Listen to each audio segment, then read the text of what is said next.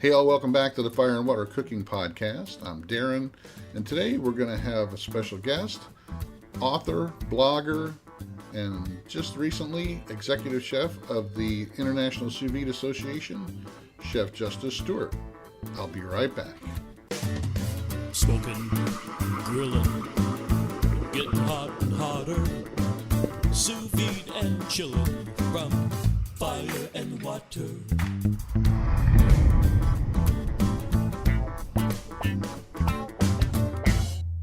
Hey, all, welcome back to the Fire and Water Cooking Podcast. I'm Darren. Today we have a special guest from Brooklyn, New York, Chef Justice Stewart. He is an author and chef, and he is now the sous vide chef appointed of the International Sous Vide Association and the International Sous Vide Association Sous Vide Summit coming up in July. Welcome, Justice. Introduce yourself. Hey, how's it going out there? Well, I'm Justice. I was born and raised in Queens, New York. I currently live in Brooklyn.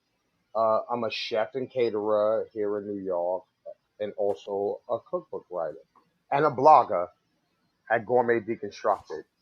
So, yeah, you're talking about, I think that came first, wasn't it? I think I was reading about your blog, and I think that kind of started your whole journey into the culinary arts. Am I correct? Oh, yes, you are. The blog, I started writing the blog in 2011. Due to all my friends and family and people that know me, they were urging me to get into the restaurant business and the culinary world. At the time, I was working construction and I had no real ties to the culinary industry at the time. And I worked construction about 13 years. But at the same time, I was cooking for parties and family and friends and stuff like that. And I decided to start the blog to share my passion with the world. And, it became popular because I do so many different types of cuisine. One of my passions is wild game. And I started doing those kind of posts on my blog. And, people started following and appreciate what I was doing. And it led to my cookbook opportunity. So the blog is called Gourmet Deconstructed, if you're all looking for that. I'll also have a link in the description of the podcast below. Now, when you started your blog, was it mostly just your own recipes you were doing, or was it stuff you were kind of researching and stuff you had seen at restaurants, or what was it? Oh, well, it started with just research and trying different recipes because I love variety and I love the foods from around the world, all different types of cuisine. And if you look at the blog, I covered a lot of cuisine from different countries and things like that. And it also applied to the book also. And I started having a huge following with the blog, and I said, "Hey, I must be doing something right, and people appreciate what I'm doing." And since 2011, it's still been going strong. So, when did you decide to start getting into the culinary arts instead of out of the construction business and making that career leap? I mean, that's something that, people don't normally do. They kind of stay in the career most of their life. Oh yeah, yeah. It was a huge leap because financially, it was a totally different situation where I was making $30 an hour working construction, and I left that kind of work to go make $10 an hour to go into the culinary industry. So it was a really big transition, but I I loved construction, but I've also loved cooking, and I love cooking more than I love construction. So I decided just to make the change. Now, did you start just working in restaurants? Did you go to culinary school first? How did it all go about? Okay, well, I've never attended culinary school or taken any culinary classes.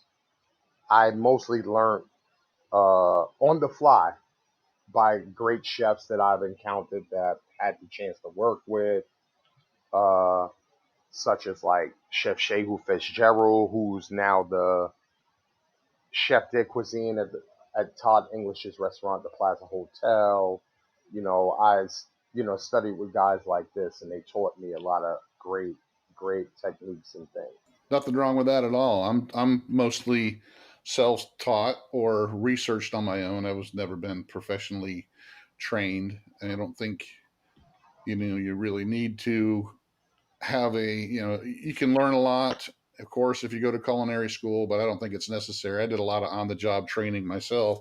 I started cooking in restaurants when I was 15 years old up until I was in my late 20s, different Exactly. kind of restaurants. So I learned a lot about cooking by having to do it to work, for Yeah. work. And Yeah. I continued that, the older I got, and I got into banking down after that. But I still cooked, and I cook all the time. So it's constantly learning. I don't think you really need to have a degree, especially if you're working in the industry and you're learning from people that have years and years of experience. So Yes, definitely. But in hindsight, I would love to go to culinary school.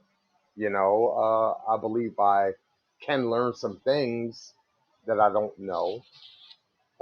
It's I'm gonna be 50 years old in another month, so I say, oh, I have to hit the ground running. But if I had the chance to go to culinary school, maybe 6 months or something, I believe I will do it. yeah, you can always learn something. That's what I've always thought. You're never too old and you never know everything. So there's always, Yes. even if something you've done, all your life, I'm sure even construction was like that. But how did going from just doing a blog to jumping into the culinary business and coming from construction, how did that change how you looked at food or how you did your blog? Did it change it? Oh, it actually did. Uh, with the blog, I started off as a home cook with a deep passion for cooking, and a friend of mine, he had a successful restaurant in Louisiana. He moved to New York, and he had a catering business here, and he wanted to give me a shot and said, "Hey, listen, come work with me." We were catering for the offices of LinkedIn at the Empire State Building, and I learned so much during that time working there. But it was hard to take the step. Once I took the step, I didn't regret it. I jumped in with both feet and you know went, as you say, balls to the wall. And I not only learned a lot, I gained so much experience from that experience itself. My first professional culinary experience. When I walked away from construction to go to that job, uh, I was working for a masonry company, concrete masonry, where we were doing huge construction jobs. And I worked there 6 years. And when I walked away, my boss couldn't believe it. He said, "Are you going to cook?" I said, "Yeah." And he just shook his head like, "Okay, I wish you luck." He said, "I wish you luck." Uh, he knew I had a passion for it, but I, you know, I know that in his wildest dreams, he didn't realize I was gonna go on to write a cookbook and be as successful as I've been in this industry so far. There's not a lot of people out there that would do that, would actually, take the leap and try to chase their dreams. That's kind of what I'm doing with this. I mean, and yeah, I'm still working, a full-time job and all that, but I'm doing something I'm really passionate about. And when you're really passionate about something, there's nothing There's that's going to no, hold you there's back. no, So there's no stopping you. That's how I feel. There's no stopping you. I've kept at it over the years, and I've done some amazing, things that I didn't believe I can do before, but now I totally believe in myself. If you believe in yourself, you can do anything. That's how I feel. yeah, confidence is king, especially if it's something you're passionate about, something you love, you can find the confidence to do it. Do you ever look back at some of your older blog posts and some of the ones that you do now and see the difference in how you looked at food or looked at recipes and stuff and see the difference? When I look at some of the older posts, especially dealing with wild game, it makes me smile because that was uh, the passion for cooking wild game is what led me into sous vide cooking. I had no idea what sous vide cooking was until I continuously cooked wild game meats and stuff like that. And it led me to sous vide because I believe sous vide is the best way to prepare these meats for the most part. Now, did you do a lot of barbecue or outdoor cooking in your blogs before you got into the culinary business, or? Uh, I mean, I'm not much of a pit master. Um, and I live in Brooklyn, and we live in buildings. Everybody lives on Right. top of each other, so it's not like I can just go outside to my smoker. I live like in the concrete jungle here in New York. So uh, when I do have a chance to go to family, to go stay with family, whether it's Long Island or in New Jersey, I get a chance to do those kind of things. But I more took sous vide and I wanted to uh, teach the home cook how to make restaurant quality meals if they're just sitting in their apartment, you know? Yeah, and I had this conversation with Jason too because he's the same way. He doesn't get to use a smoker much at all, because he lives not too far from you in Brooklyn. So it's like Oh, it's really hard in New York City or Brooklyn man. or around that area to whip out a smoker or grill or. Yeah. And Jason, really good dude. Me and him hung out a couple of times and we really enjoyed each other's company. He lives in a more congested part of Brooklyn than I do. So I can imagine that he doesn't get to do these kind of things. Right. Uh, me, I live closer to the ocean. I live in South Brooklyn, which is I'm about 6 blocks from the Atlantic Ocean. So I get to do a lot of fishing and stuff like that. Nice. So, what was your first restaurant gig? Well, restaurant, I've never done restaurants. Never worked in a restaurant. Everything I've done is catering and private chef. Uh, Gotcha. currently, I know. Yeah, I mean, we're with each other on social media. You see the work I'm doing with catering. It's mostly fine dining, weddings, and things like that. The company I'm working with currently, uh, we do a lot of that kind of stuff throughout New Jersey and Pennsylvania.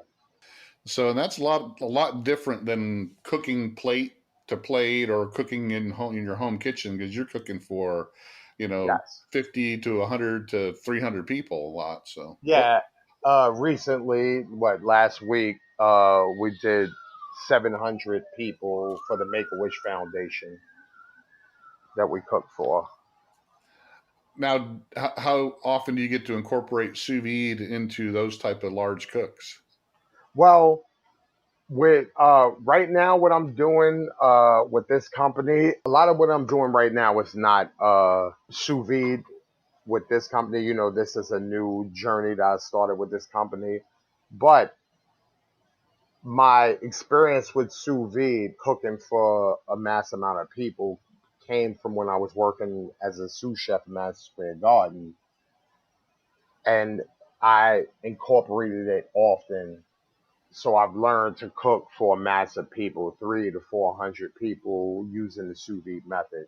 And were those mostly steaks and things like that were done for the luxury boxes, right? Yeah, well, it wasn't that. It was actually the owner of Madison Square Garden. We cooked for his suite.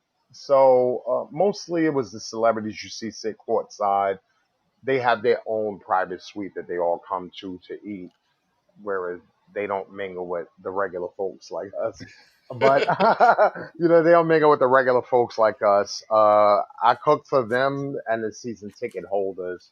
So for the most part, I was doing sous vide for everything from lobster to lamb chops, from filet mignon to duck. It was more of a fine dining thing. We'll put the meal together after incorporating the sous vide method. But for the most part, I took charge of the sous vide cooking while I worked there. So the experience of cooking for 400 people a night using the sous vide method became commonplace for me. Awesome. And when I was up, we just got back from New York City. We were up there, and I tried Yeah, I missed you I guys. tried to hook up. I tried to hook up. I did get to hook up with Jason when I was there. But one of the things we did do is we did the back, behind the scenes tour of Madison Square Garden. So we got to see some of the stuff that you don't usually get to see when you're going there to Nice, watch a game. We got up into the luxury boxes and stuff like that, and the nice. bridge and all that kind of stuff. But we also got to see a Billy Joel concert, on a Sunday night because he plays there once a month now. So we got to Oh see Billy yes, Joel at the Garden. So yeah, he's but done that yeah, for a while. that's a amazing place though. I mean, that we did that in Radio City Music Hall, and some of those, some of the things that they have behind the scenes are just amazing. You just don't even It's realize it. So it's such an amazing place. I mean, I felt so blessed like when I showed up at that place in the morning, and you actually get to walk through the guts of it, and not to where the tourists and the guests come. Just to be behind the scenes of everything was just amazing. We cooked for everything from Taylor Swift's birthday party, Billy Joel concerts, the NBA All Star game, NCAA games. It was a really fun experience. and so what you do now, you're working for a big, and it looks like they have several different hotels and stuff like that. Yes, yes. I'm working for a company called Landmark Hospitality and Crave Events Group, which is a catering company in New Jersey that own landmark venues and historic venues around New Jersey, Pennsylvania, and Miami. So we're often cooking and I often we have a golf course, Neshammock Valley Golf Course that we often cook at also. So it's really a fun thing.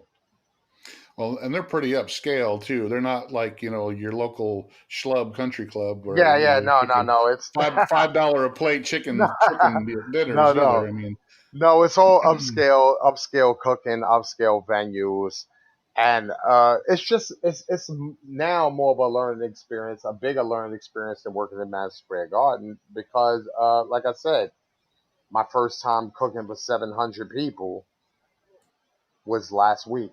You know, so it's a great learning experience for me, and I'm working with some really great people.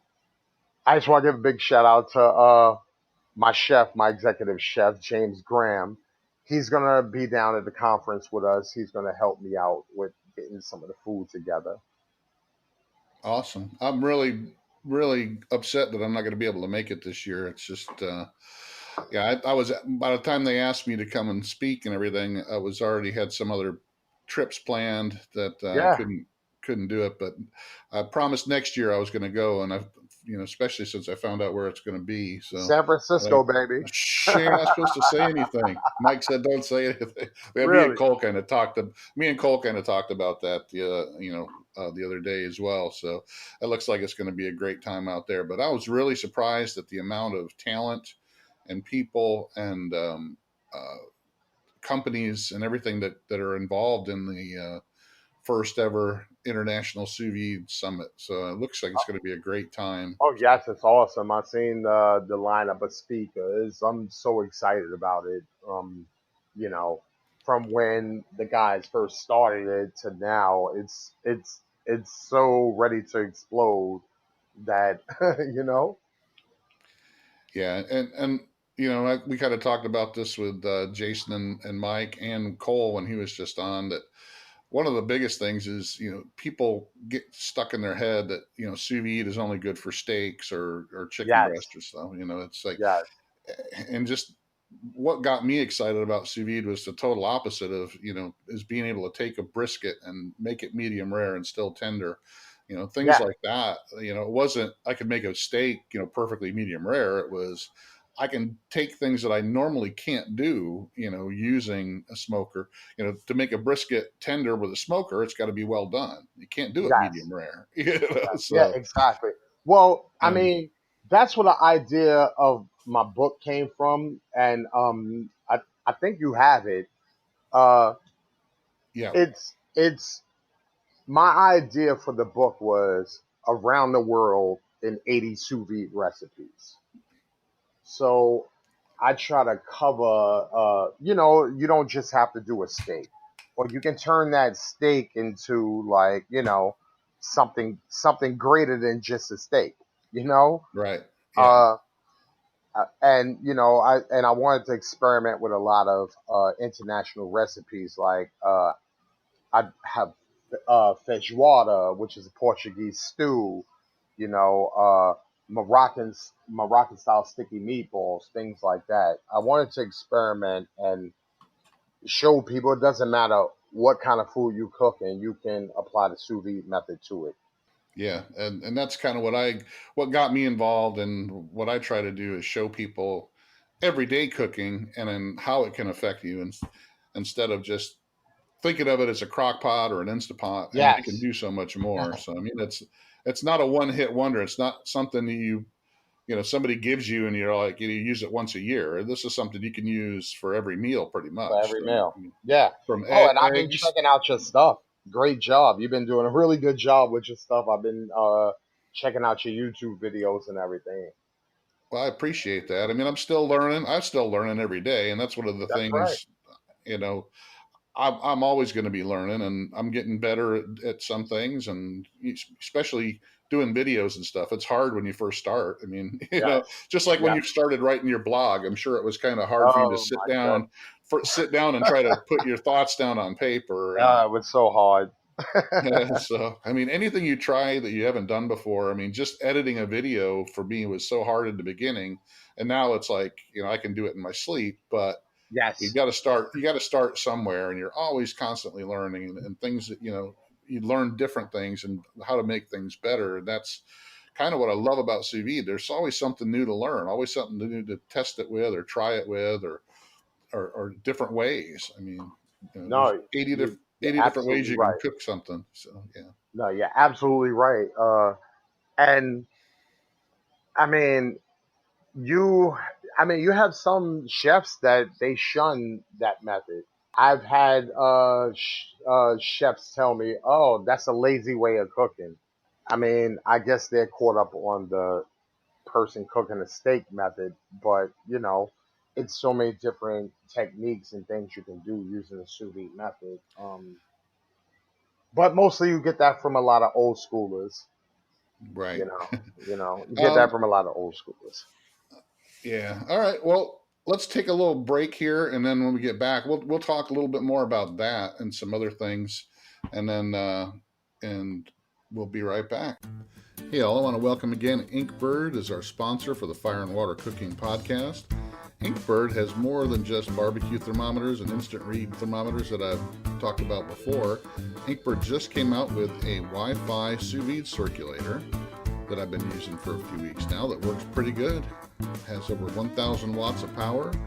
Has a app that has many times and temps for meats and vegetables.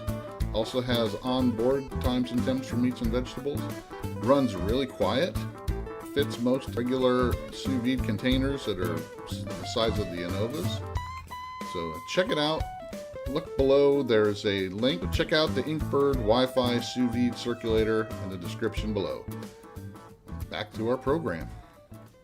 All right, all, we're back and with Chef Justice Stewart, and let's talk a little bit about what we were talking about before we left here. Talking about you were saying some of the chefs that kind of call sous vide like the lazy cooking style. They kind of shun it. Yes. I mean, you have old school chefs. They like doing things old school way, but sous vide has been around for a long time. It's just they never used it. It's nothing Well, wrong and with it. to me, and it's you have that in everything. There's a lot of because I kind of specialize in mixing barbecue with sous vide. So you got a lot of those old time barbecue guys that are the same way. that, oh, you got to, barbecue's got to be, strictly smoke on a smoker for, 12 hours, low and slow, blah, blah, blah. You got to use real wood and this. So a lot of these barbecue guys, it's, and some of them will just say, well, if you're not using real wood, if you're using a pellet grill, you're not really barbecuing. I mean, so you got that in everything, and then you got the people that are like, that love to explore the different things. So like with Yeah, me, and I find the people that, want to try to use smoking and barbecue and grills with the sous vide, they're all over it. Then you got the guys, every once in a while you get somebody that's just, oh, that's cheating, or that's not, you're boiling your meat, or, but you, like I said, you get that with people that don't like, certain type of grills, like the pellet grills, compared to the real wood, smokers. I mean, you got people that don't like propane smokers compared to those, or gas grills. I mean, it's yeah. just, Darren, you know what it's a matters to me? Results. good food. Yeah, me too. Results. Good food. Re- Exactly. Results is what matters. You know, if you want to cook for 300 people and you want to keep using the finger method to test your filet mignons, I'm fine with that. You know, I can pull all mines out and realize that they're all perfect, and I can cook everything to order after that. So it Exactly. depends on how you look at it. Each to each his own. Yeah, and that's the way too. And personal preference is always going to be personal preference, whether it's how you like your steak cooked, how you like to prepare your steak. It boils down to everything, and that's one of the things, running a bigger, Facebook group, you get people like that all the time, that my way is the only way. You got to eat your steak medium rare, or you got to do this, you got to Yeah, cook it my way. And it's like, yeah, dude, it's all personal preference. Try it different ways. I always try different things. There's certain things that I find for me work better, and I tell people why, but I don't force them, tell them that they're wrong if they don't do it my way. no, If you want to do it your way and you think you get the better results, have at it. So, exactly. And I mean, that's what cooking's all about. right. Experimenting, and my family. I grew up around a lot of great home cooks, and a lot of the food I eat, they don't eat right now. Like what I do now, they don't eat. Like I cook elk, I cook kangaroo, I cook beaver, I cook python, I cook camel, and they're looking at me like I'm crazy, and they're saying, "What are you doing?" you know, I have a sous vide camel ribs on my blog. I'm not sure if you've seen it yet, uh, but I have a recipe for Yeah, sous vide camel ribs. I think I saw that one. I don't know about the beaver though. I could probably do camel. I don't know The about beaver was beaver. great. I made a chili out of it. It was great. It was great. Uh, I had my daughter over for dinner, and I told her, it's exotic. It's exotic meat. I'm not going to tell you what it is. Are you willing to try it? She said yes, and it was kangaroo loin, and I did it sous vide and served it, and she loved it until I told her what it was. You know, so so the upcoming conference, I'm gonna do some kind of wild game dish as a demo to enlighten people. Like the sous vide method really applies well to wild game and game meats. We a bunch of friends of mine. We attended a big barbecue store up in Atlanta. It's called the Atlanta Grill Company, and it's one of the Hmm. biggest ones in the whole Southeast. And they had a big grand opening, and one of the sponsors is Kamado Joe Ceramic Grills, because they're like right down the street. It's like their flagship, store. Yeah, But they had the chef who does that for Kamado Joe. He had a bunch of kangaroo. Um, uh, he had a couple. He had a bunch of different exotic meats. I think he got um, elk, and there was a few others, but I know he had kangaroo and no snake or beaver, but he did have some other exotic stuff that was quite interesting. So Yeah, I mean, I guess you got to try everything once, right? You Hey, you know. have to try it. Yeah, you would be surprised. Like camel ribs were delicious. It was like a cross between pork and lamb, sort of. Now, I just can't cook that stuff at home because my wife, she doesn't eat. She doesn't hardly, eat a medium rare steak. I got to kind of make hers a little bit more done, and Yeah, if you she walk like with, she likes more the London broil that I do yeah, sous vide, yeah, without the fat and anything, and and it's like I don't particularly care for it because there's not a lot of fat and a yeah, lot of flavor, but she loves it, and she loves it when I cook it sous vide. It's her favorite thing I make sous vide is top loin or top top round. round steak, yeah, the London broil type stuff. And because she doesn't like the fat, so there's no fat on it, and I make it sous vide, I cook it for 36 hours or 48 hours, and Yeah. it's as tender as a fillet. So she loves that, So if you But me, walk it's like in, I make it for her, but so if you walk in with some beaver meat, you may just be homeless. Is that what you're yeah, she won't eat it. She'll be eating something else. She'll order out or she'll go to McDonald's, but yeah, she won't saying? eat that stuff. Don't knock it till you So try it. that's right. So, But but for the conference, I'm gonna take it easy because I understand some people may be, you know, I'm not gonna go too extreme, but I'm gonna bring some interesting ingredients for my demo. Uh, now you don't cook that stuff for your work, right? That's strictly for your blog.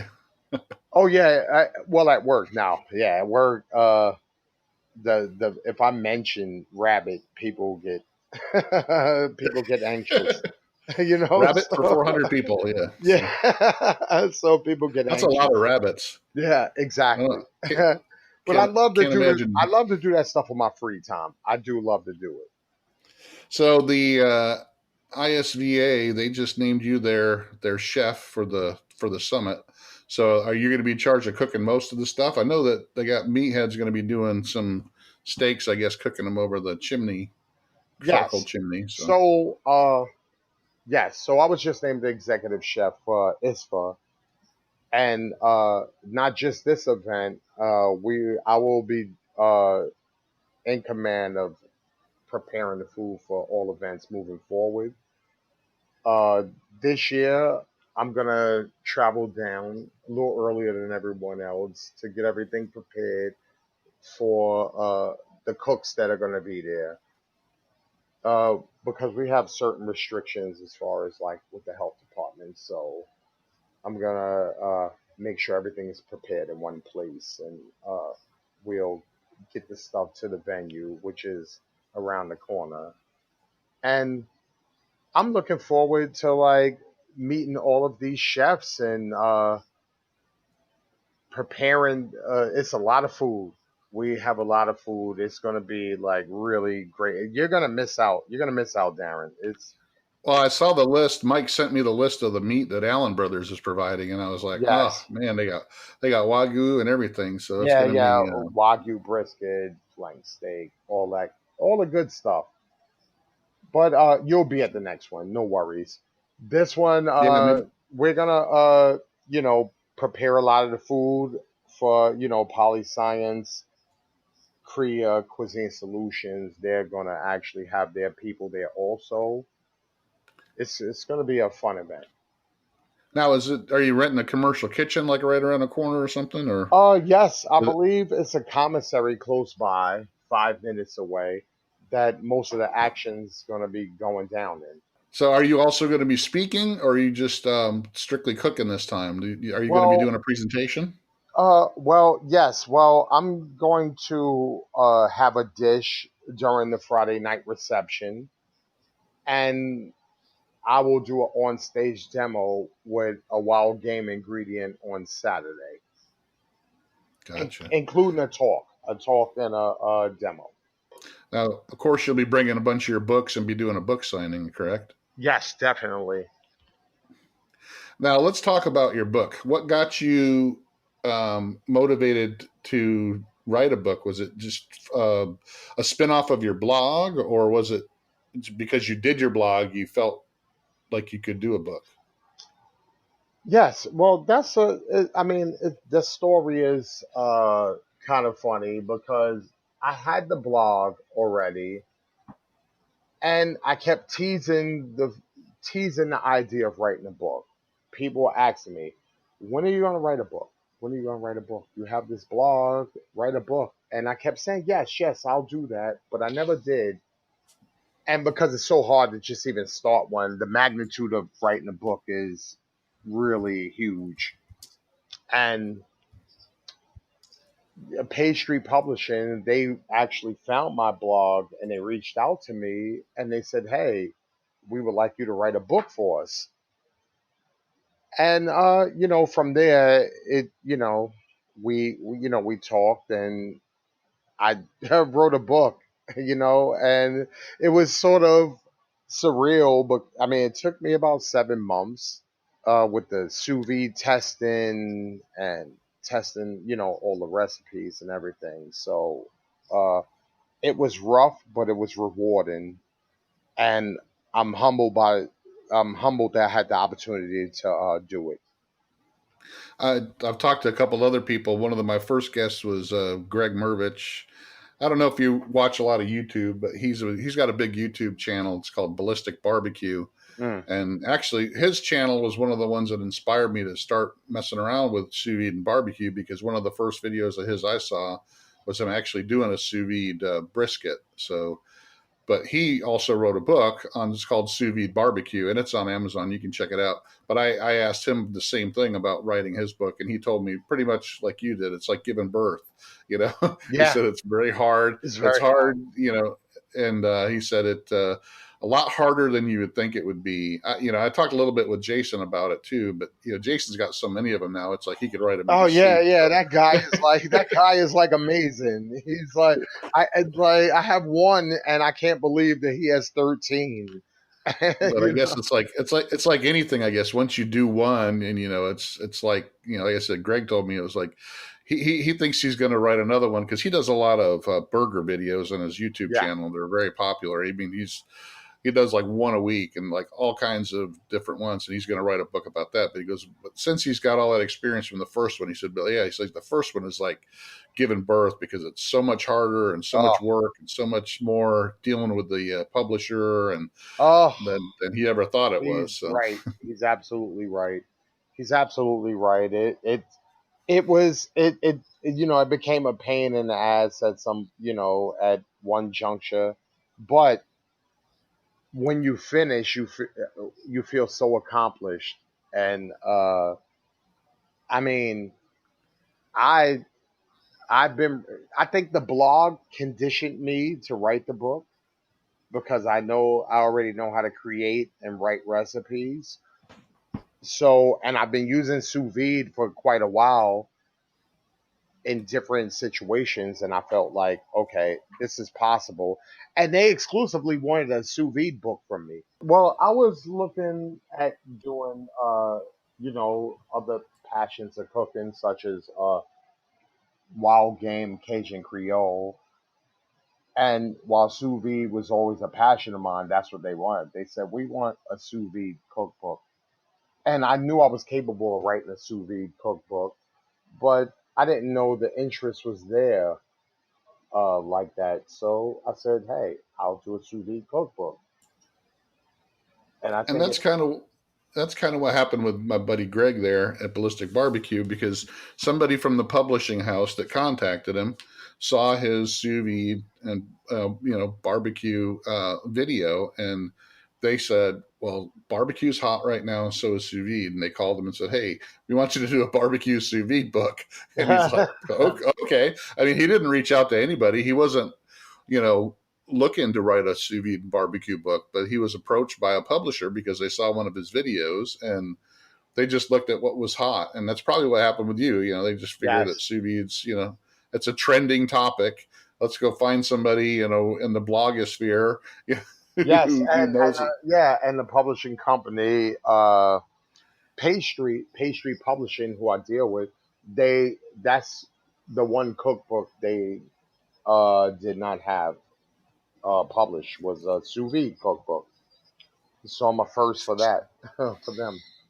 So you were filling a hole for them, and so now have they offered you to do another book, or are they just kind of just letting this one go? And Oh yes, we talked about some of my previous ideas, so we're just waiting to see how this book does, and the ideas I shot to them. They had a couple of those ideas on that were already being used, so we want to see how that does. But right now, I'm so busy, I can't possibly have time right now to write a book because everything I'm doing right now is so busy. well, the summertime up where you're at is the busy time for you, I'm sure. Yes, very, very, Especially very. those big outdoor venues and the weddings and all kinds of stuff Yes, like that. Yeah, yes, when the weather's yes. nice, when it's snowing now, you might be able to write some more stuff. So, Yeah, and we're talking about three or four weddings a week. That are huge, like big. A lot of people. So it's been just so busy that I'm sure once everything slows down and starts getting cold up here, I'll have time to sit down and like think what's the next move. so when you first started doing sous vide, what was the thing that you found right away that you liked about it? What was the thing that attracted you to it? The first thing I've ever cooked sous vide was a venison loin, which I have a friend who goes hunting, and he's given me meats before, and I wasn't used to it at first when I cooked it the traditional way. So sometimes I would overcook it. Sometimes it was hit or miss. Even though I had the skills to cook it, sometimes like with the game meats, you have to be really careful. And Right. when I did it sous vide, it was just consistent results. And then the only thing I had to worry about was the flavorings after, the sauces and stuff like that, because I know my venison is going to be perfect every time. So like cooking venison was what drew me in, like to say, you know what, this is a great method of cooking. Awesome. Well, and it's got to start somewhere. Like I said, it started with me with just watching some other people's videos and how they were using it for barbecue because I was big into barbecue, and when I saw that how I could use that to help get my results with the barbecue stuff, that's what really interested me in it. So, and then I started spreading out from there. So, I mean, it just takes that one hook, and then you start branching out into doing other Yeah, things. So, yeah, yeah, and it works well, well with barbecue for real. It really does. well, okay. Well, it was great talking to you, and make sure everybody out there that you check out Justice Stewart's book on Amazon. And what was the name of the book again, Justice? The name of the book is Mastering the Art of Sous Vide Cooking, A Street Publishing, distributed by Macmillan. My website, gourmetdeconstructed.com. I have some good stuff planned in this coming fall, so it's going to be a lot of content being pumped on there. And anybody looking to book for catered events, and whether it's a wedding or a small party or intimate gathering, www.gourmetdeconstructed.com. Great.